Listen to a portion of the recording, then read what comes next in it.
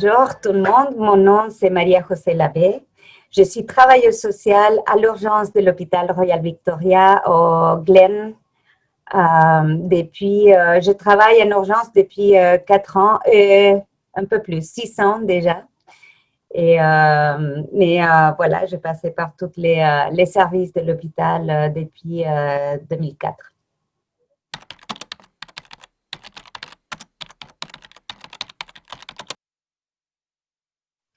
Mon rôle comme travailleur social, c'est nous devons évaluer la situation des patients qui ont été référés par le médecin. Donc, on fait les liens entre les patients et l'équipe médicale et par la suite entre le patient et les ressources dans la communauté.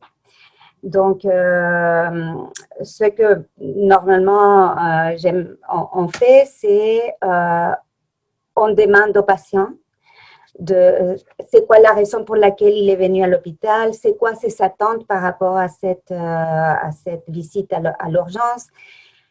On parle avec la famille, avec les aidants naturels aussi, pour voir si eux, ils ont des besoins spécifiques et c'est quoi leurs attentes également. Donc, comme ça, on peut savoir qu'est-ce qu'ils ont besoin. Du côté social, c'est quoi la problématique dans laquelle il s'identifie une fois que le patient va avoir son congé à la maison.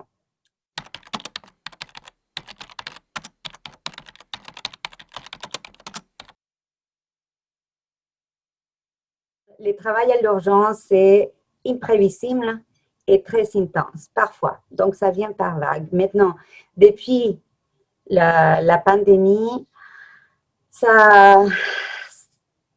notre rôle est devenu beaucoup plus de soutien, d'encadrement, de support aux patients.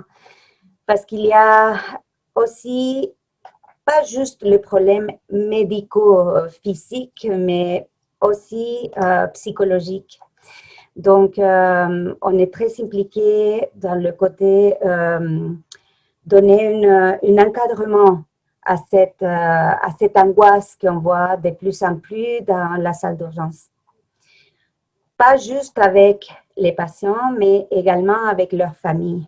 Également avec la communauté, nos collègues dans les CLSC, inquiets pour ces patients qui sont beaucoup plus fragilisés dus à la COVID, mais pour les effets aussi psychologiques qui se produisent chez eux.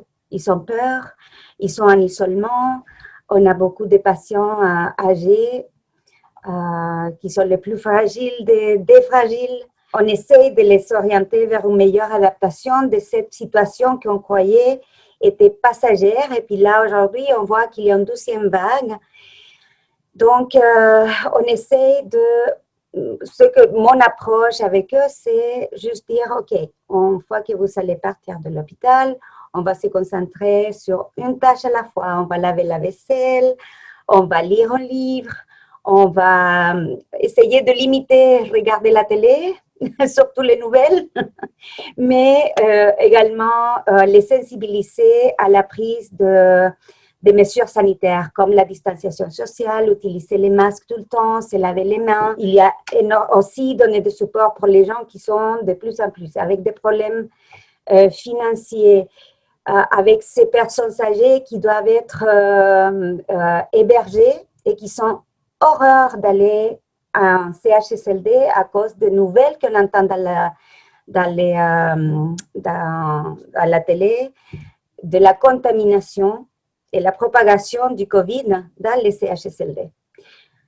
Voilà, donc c'est toute cette problématique que nous, on doit absorber et puis essayer de donner du support à nos patients dans l'urgence.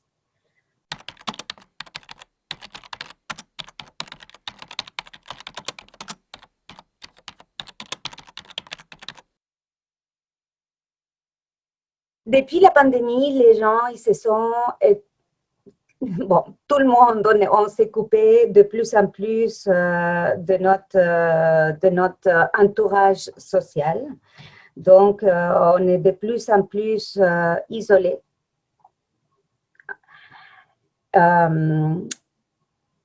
Les personnes âgées se sont coupées du monde extérieur pour peur d'attraper la COVID. Les familles ont été obligées à rester à la maison par mesure de protection, donc il y a moins, ils ont peur de contaminer la personne, leurs parents, leurs grands-parents, donc ils sont beaucoup plus en contact par téléphone, mais il manque le contact physique, c'est très important. On a vu une vulnérabilité encore plus fragilisée chez la clientèle défavorisée, comme encore les personnes âgées, l'isolement, la manque de support, les personnes avec des problèmes de santé mentale. Aussi, il y a un impact énorme chez cette population, des gens qui ont des troubles de consommation d'alcool, des fumeurs, des familles, des mères monoparentales, des femmes dans des situations de violence conjugale. Ça a été le plus gros de problèmes psychosociaux qu'on a vus. Également, les personnes en attente des traitements qui se sont limitées à ne pas venir aux urgences par peur d'attraper quelque chose parce qu'ils sont déjà vulnérabilisés du côté médical. Donc, c'est pour ça, quand je parlais tout à l'heure ça vient par vague, les gens qui se retirent des urgences, mais après, ils viennent tous parce qu'ils n'ont pas de choix, en fait, parce qu'ils ne peuvent plus rester à la maison, parce que la maladie avance.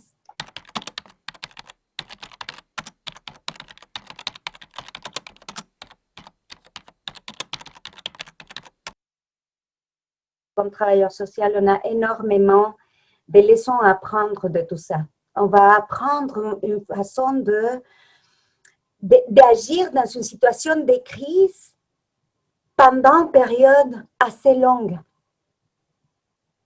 Ce n'est pas la situation de crise d'éteindre le feu maintenant, mais c'est constant. C'est quelque chose qu'on a commencé en mars, puis on est quoi? On est en presque décembre. J'exagère, mais voilà. Mais c'est ça.